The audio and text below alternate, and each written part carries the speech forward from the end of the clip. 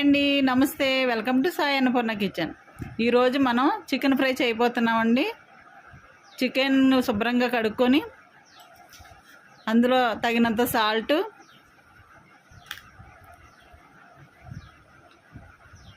ఒక స్పూన్ కారం, కొద్దిగా పసుపు వేసుకొని బాగా కలుపుకొని పక్కన పెట్టుకోవాలండి. ఇలా చికెన్ని బాగా కలుపుకొని పక్కన పెట్టుకోవాలండి. తర్వాత దీనికి కావాల్సిన మసాలాలు ప్రిపేర్ చేసుకుందాం.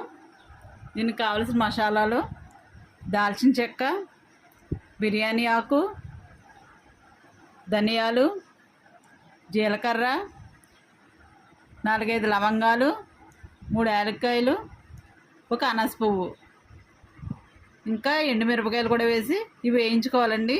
వేయించుకొని మిక్సీ జార్లో వేసుకొని పొడి చేసుకోవాలి. ఇలా స్టవ్ మీద మూకుడు పెట్టుకొని స్టవ్ వెలిగించుకొని అందులో ఈ మసాలాలన్నీ వేసుకొని వేయించుకోవాలండి.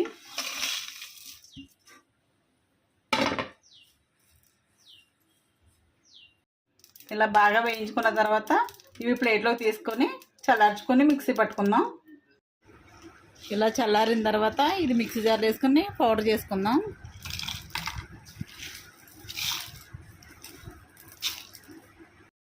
ఇలా పౌడర్ చేసుకొని పక్కన పెట్టుకుందాం. తర్వాత ఆనియన్స్ కూడా ఇలా కట్ చేసుకొని, పచ్చిమిరపకాయలు కూడా ఇలా కట్ చేసుకొని పక్కన పెట్టుకుందాం అండి. 1 కప్పు కరివేపాకు కూడా పెట్టుకుందాం. కొత్తిమీర కూడా కట్ చేసుకొని ఇలా పెట్టుకోవాలండి. ఇలా స్టవ్ వెలిగించుకొని ముగ్గు పెట్టుకుందాం.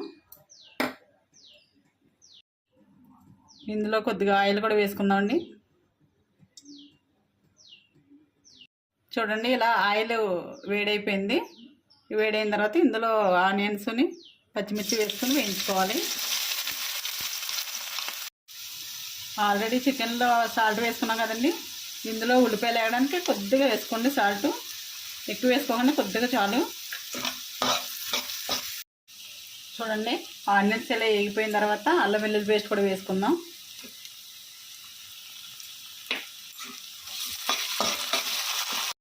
ఆనియన్ పేస్ట్ కూడా వేగిపోయింది. ఇప్పుడు కరివేపాకు కూడా వేసుకొని కాసేపు వేయించుకోవాలి. ఇలా ఆనియన్స్ అన్ని గోల్డెన్ బ్రౌన్ కలర్ వచ్చిన తర్వాత మనం ఆల్రెడీ మ్యారినేట్ చేసుకుని చికెన్ పక్కన పెట్టుకున్నాం కదా, అది వేసేసుకోవాలండి. వేసేసుకొని బాగా కలుపుకొని బాగా వేయించుకోవాలి. ఇలా మధ్య మధ్యలో కలుపుకుంటూ బాగా వేయించుకోవాలండి. చూడండి, ఇలా వేగిన తర్వాత ఆయిల్ తేరింది కదా, ఇలా వేగి ఇలా ఉన్నప్పుడే మనం ఆల్రెడీ చేసుకున్న మసాలా పౌడర్ ఉంది కదా, అందులో ఒక 30% వేసేసుకుందామండి. అంతా వేసుకోకుండా ఒకసారి సగం వేసుకున్నాక కొంచెం వేయించుకొని మళ్ళీ వేసుకోవాలి. ఇలా సగం వేసుకోండి, ఒక 30% వరకుని. ఇంకో ఇలా పక్కన పెట్టుకోండి మిగిలింది. బాగా కలుపుకోండి. చూడండి, బాగా వేగిపోయింది. ఇలా వేగిన తర్వాత ఆల్రెడీ సగం మసాలా ఇందులో వేసుకున్నాం కదా, ఇంకొంచెం పక్కన పెట్టుకున్నాం కదా, ఇది కూడా ఇందులో వేసేసుకోవాలండి. ఇప్పుడు ఇలా 2 సార్లు ఎందుకు వేస్తున్నానంటే బాగా పీసెస్కి పట్టి బాగుంటుందండి. టేస్ట్ చాలా బాగుంటుంది. ఇలా ట్రై చేయండి, చాలా టేస్టీగా ఉంటుంది. ఒకసారి వేసేస్తే మొత్తం మాడిపోయినట్టుగా ఉంటుంది. ఇలా 2 సార్లు వేసుకుంటే ముక్కలకు పట్టుకొని బాగుంటుంది.